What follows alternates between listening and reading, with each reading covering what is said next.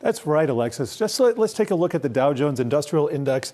And you can see this is a 2-month chart. We are right now testing the lows that we had in late January. You can see there was a big reaction. Anytime you see what's called a wick or a tail on one of these candlesticks, that's because this was a low of the day. We closed higher. We closed above the close of the previous day of the open. So you can see exactly what it takes to get that kind of reversal. We don't have anything close to that right here. So just wanted to point that out. Here is the Nasdaq. It is now testing this low within a few points of it. S&P 500, very similar story. Russell 2000, a little bit better off in terms of its lows, but the Nasdaq 100 has now undercut them. Nasdaq 100, of course, being weighted towards those mega caps. Now, I just want to show the sector action. What has happened year to date? I've shown this many times. Energy, the only sector in the green, is up a whopping 22%. The next best sector is actually in the red. That's financials, also in the value space. That is down 0.8%. And to the downside, we have consumer discretionary. That's taken some hits recently. That's down 16%. Close behind is communication services with Facebook or Meta and Alphabet, and then real estate, and then tech.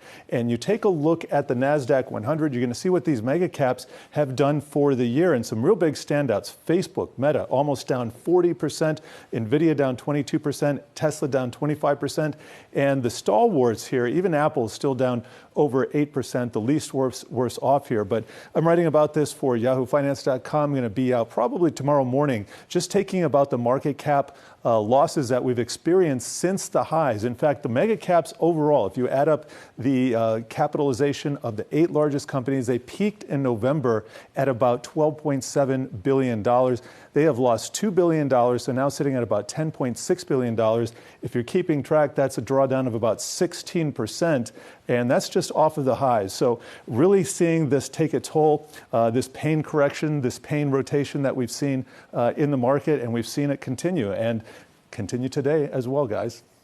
The numbers are so big, they're mind-boggling. But some good news, Virgin Galactic got a lift after results on their commercial demand as well.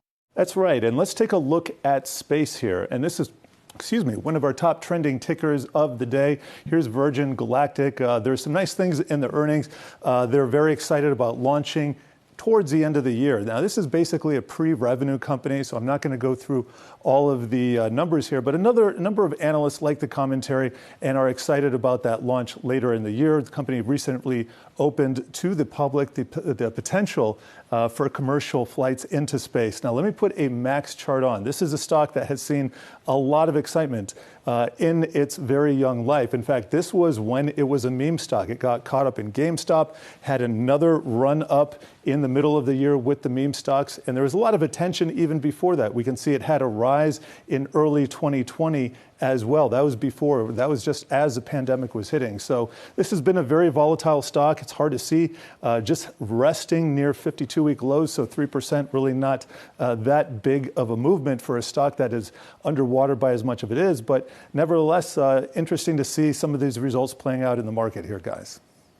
And Jared, I know another stock that's sort of bucking the trend today is Overstock, surging, I guess, on that better than expected fourth quarter earnings report. That's right. And also a related company, T0. I'm going to get to that. It's a cryptocurrency token. I just want to get to some of the commentary around the announcement. And let's see if I can scroll down. There we go. We do have some announcements here. So EPS came in at 68 cents. The estimate was for 38 cents. Also seeing gross margin for continuing operations. That's 22.7%. Estimate was for a tiny bit lower. But I think the real number here that matters is active customers, 8.1 million. That is a decrease of about 12% year over year, but in line with expectations. I think some of the excitement around this earnings announcement, however, comes with the fact that T0, an affiliate of the company, says that they have completed an added funding round from a new and existing partner. Now, this would be the NYSE, the New York Stock Exchange parent company, ICE. That's the Intercontinental Exchange. They've made a number of forays into the space. They made an announcement that they want to get into NFTs and collectibles in a few years. So I talked to one investor earlier today.